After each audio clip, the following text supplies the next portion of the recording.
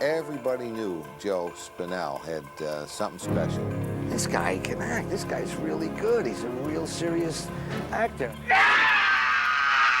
He was on his way, in my opinion, of being the king of horror. He was out there. You know, he was eccentric. He was a true avant-garde artist. Being around Joe was a constant party. He was a wild guy. He was a bit of a wild one, yes. He was a wild man. Why don't you say what the whole thing is about? What the fucking does with this drugs? Let's get fucking high. Let's get locked up. Let's do something, you know? He had a rough edge, but inside he had a heart of gold.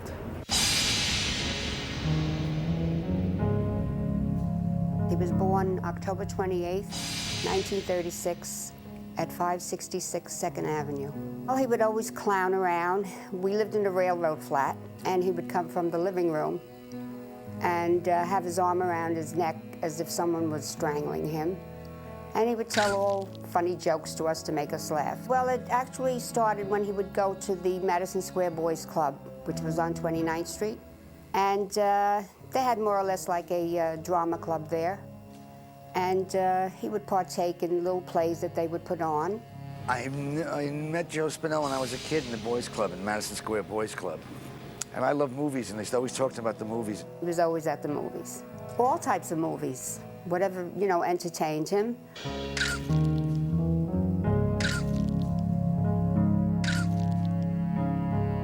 It was rough. I had to quit school to go to work. My older brother, Rico, he worked. He was really the sole provider at that time because my father was a very sick man. He could not work anymore.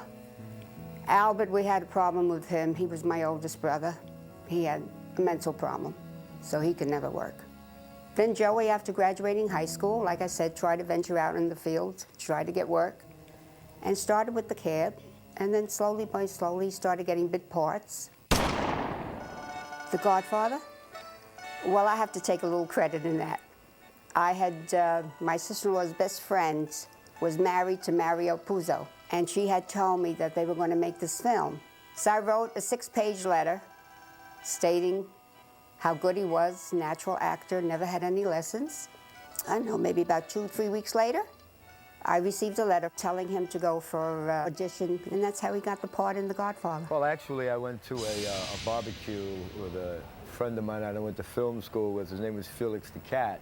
There's this young man in full regalia like he came out of The Godfather, which I didn't know at that time, he just did. And we sort of developed a partnership over the years, you know.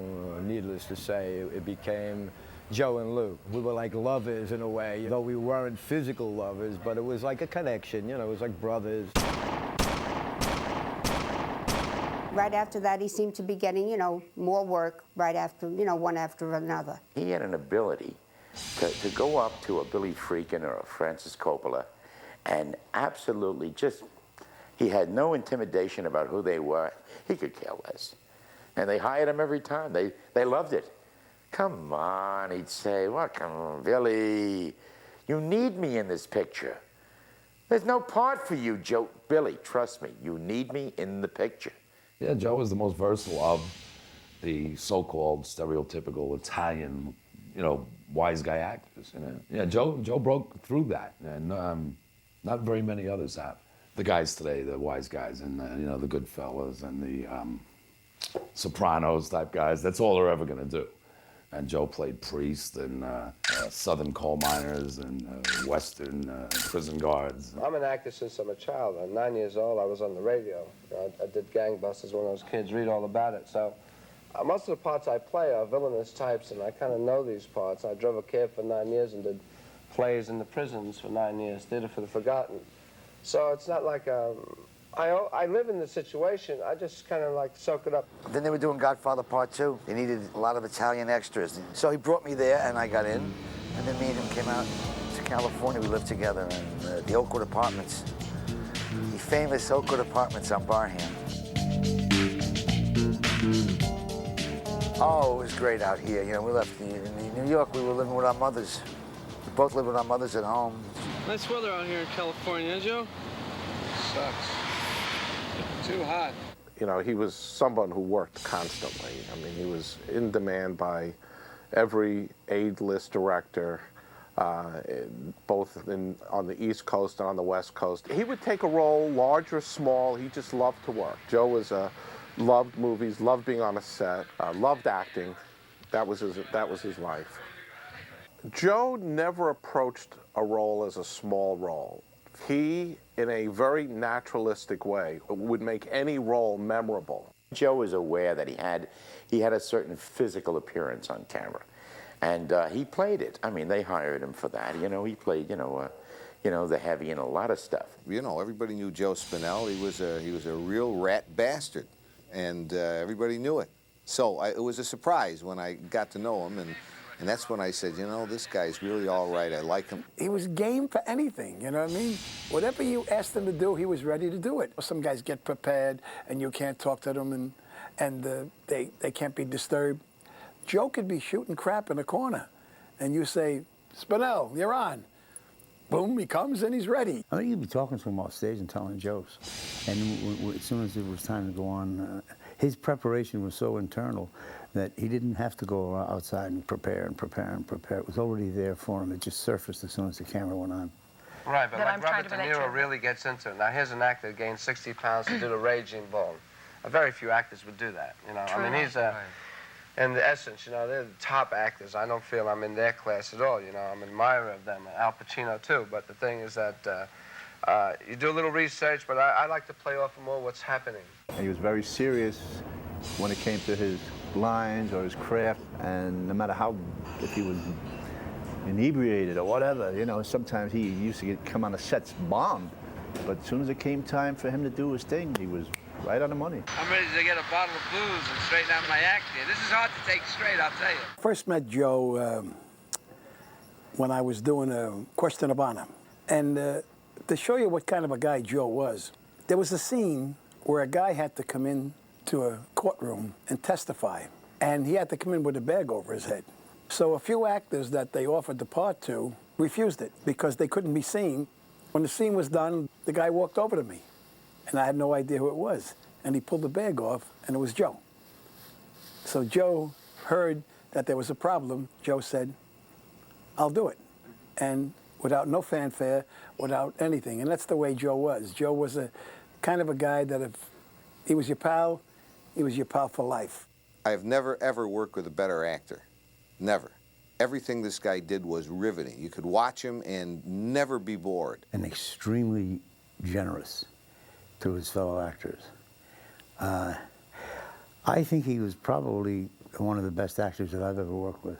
Joe was a real character, and that emanated through his performances in his films, but he was also classically trained in the theater and Joe Paps and the whole 9 yards, but at the same time kind of enveloped that certain scum quality. Joe was always giving you a big hug and a kiss and never seemed to be bothered by the trivial or serious things that bother most of us. I mean, Joe was a Renaissance man. You can't make no mistake about that.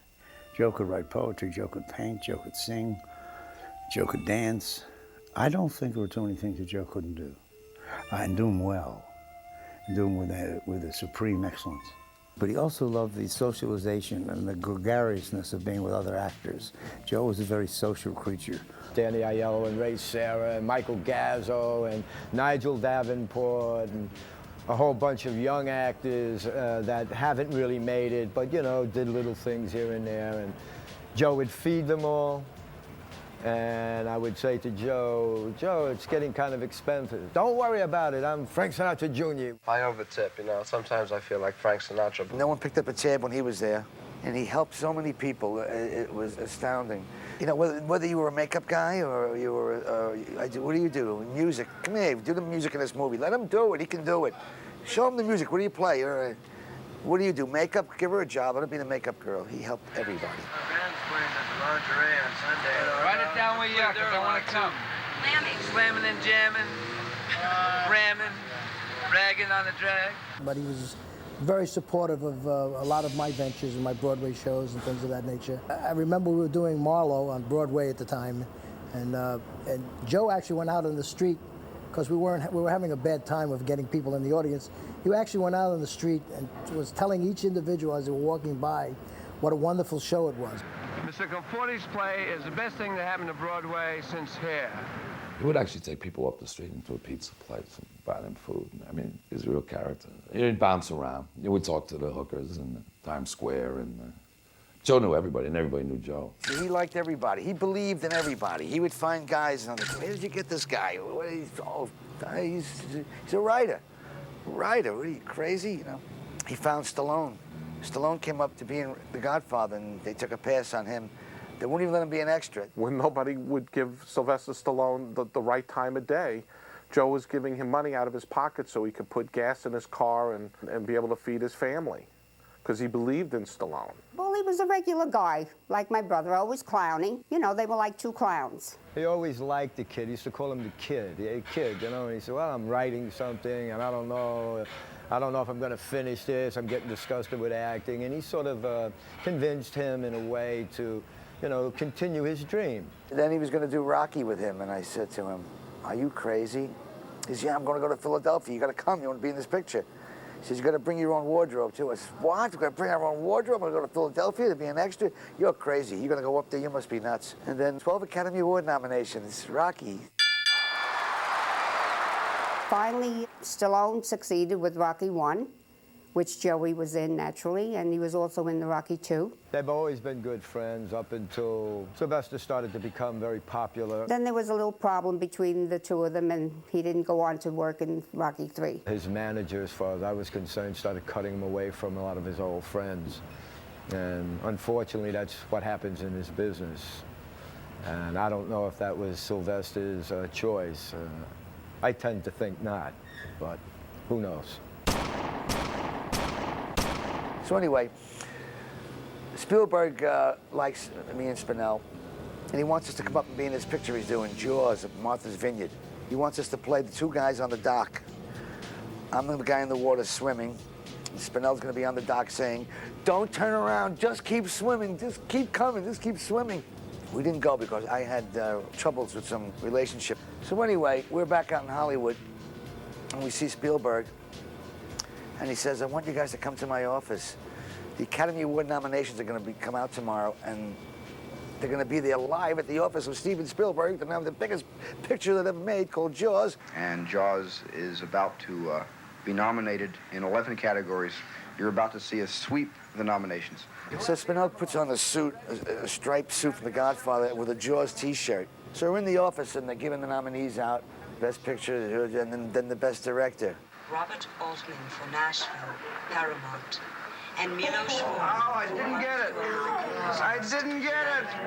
I wasn't nominated. I got beaten out by Fellini. I can't believe this. And we started yelling and ranting and raving. I have something to say. I have a lot to say. First of all, these are my spokesmen. First of all, being the first Godfather, I have this to say. The Godfather was nominated for the Best Picture and won, but the director, Bob Fosse of Cabaret, won. That's bullshit. You cannot have the Best Picture unless the director is also nominated. Who made the picture?